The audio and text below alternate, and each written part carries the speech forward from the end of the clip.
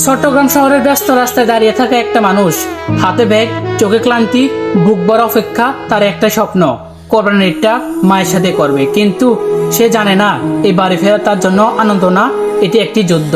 বিশেষ করে যারা সন্দ্বীপের বাইরে থাকে, তাদের জন্য ঈদ মানে শুরু হয় ভোগান্তির এক লম্বা গল্প। ঢাকা, গাজীপুর, কুমিল্লা কিংবা চট্টগ্রাম শহর থেকে হাজারো মানুষ ছুটে আসে শুধু একটি কারণে, বাড়ি ফিরবো। কেউ চাকরি করে, কেউ গার্মেন্টস, কেউ ছাত্র, কেউ প্রবাস ফেরত। ক্লান্ত মানুষ সবার বুকে একটাই অনুভূতি, মায়ের মুখটা দেখবো। কিন্তু এই মানুষগুলোর কষ্ট কি কেউ দেখে? ঈদের আগে স্পিডবোট, ফেরিঘাট, ট্রলারে মানুষের ঢল নামে। ছোট ছোট বাচ্চা কুলে নিয়ে মায়েরা দাঁড়িয়ে থাকে ঘন্টার পর ঘন্টা। বয়স্ক বাবারা ক্লান্ত হয়ে বসে পড়ে রাস্তার পাশে। তারপর শুরু হয় সাগর ফাড়ি দেওয়ার ভয়ঙ্কর যাত্রা। উত্তাল ঢেউ, অতিরিক্ত যাত্রী, গরমে দম বন্ধ হয়ে যাওয়া পরিবেশ। একটি ছোট্ট ডলারে গাদাগাদি করে মানুষ বসে থাকে। কারো মুখে বমি, কারো চোখে ভয়। কেউ আবার আল্লাহর নাম নিতে নিতে সাগর পাড়ি দিতে হয়, কারণ তারা জানে এই সাগর পাড়ি না দিলে ঈদের বাড়ি ফেরা হবে না। ঘন্টার পর ঘন্টা কষ্ট সহ্য করে যখন মানুষ অবশেষে সন্দ্বীপ ঘাটে নামে, তখন তারা ভাবে যাক এবার একটু শান্তি। কিন্তু না, সত্যিকারের ভোগান্তি যেন তখনই শুরু হয়। ঘাট থেকে নামার পর চারপাশ থেকে ঘিরে ধরে কিছু সিএনজি চালক।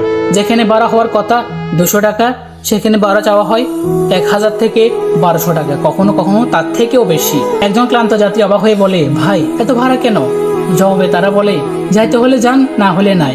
কারণ তারা জানে এই মুহূর্তটা মানুষের অসহায়। সময়ের পর সময় চলে যায়, পরিবার অপেক্ষা করছে, বাচ্চারা কান্না করছে। এই অসহায়ত্বকে পুঁজি করে গড়ে উঠছে এক ভয়ঙ্কর সিন্ডিকেট। একজন চালক না, পুরো একটি চক্র। যদি কোনো চালক কম ভাড়া নিতে চায়, তাকে বাধা দেওয়া হয়। যাত্রীদের সামনে এমন পরিবেশ তৈরি করা হয় যেন বেশি টাকা না দিলে কেউ যাবে না। এই কষ্ট কি শুধুই টাকার? না, এটি অপমানের কষ্ট। একজন মানুষ সারা বছর রক্ত পানি করে, টাকা উপার্জন করে শুধু ঈদে পরিবারের সাথে ঈদ কাটাবে বলে। আর সেই মানুষটা যখন নিজের এলাকায় এসে জুলুমের শিকার হয়, তখন বুকটা ভেঙে যায়। প্রশ্ন হলো, এই সিন্ডিকেট কবে ভাঙবে? কেন ঈদকে কেন্দ্র করে সাধারণ মানুষের অসহায়ত্ব নিয়ে ব্যবসা হবে? কেন একজন প্রবাসী ছেলে, একজন গার্মেন্টস কর্মী, একজন ছাত্র নিজের বাড়িতে ফিরতে গিয়ে ফতে ফতে লুট হবে? সন্দ্বীপের মানুষ সাগর পাড়ি দিয়ে আসে ভালোবাসার টানে, মায়ের টানে, মাটির টানে। তাদের এই ভালোবাসাকে কেন কষ্ট পরিণত করা হবে? আজ সময় এসেছে প্রতিবাদ করার, সময় এসেছে প্রশাসনের নজর দেওয়ার, সময় এসেছে এই ঘাট সিন্ডিকেট বন্ধ করার। কারণ ঈদ আনন্দের নাম, মানুষকে কষ্ট করে ফুজি করার ব্যবসার নাম না।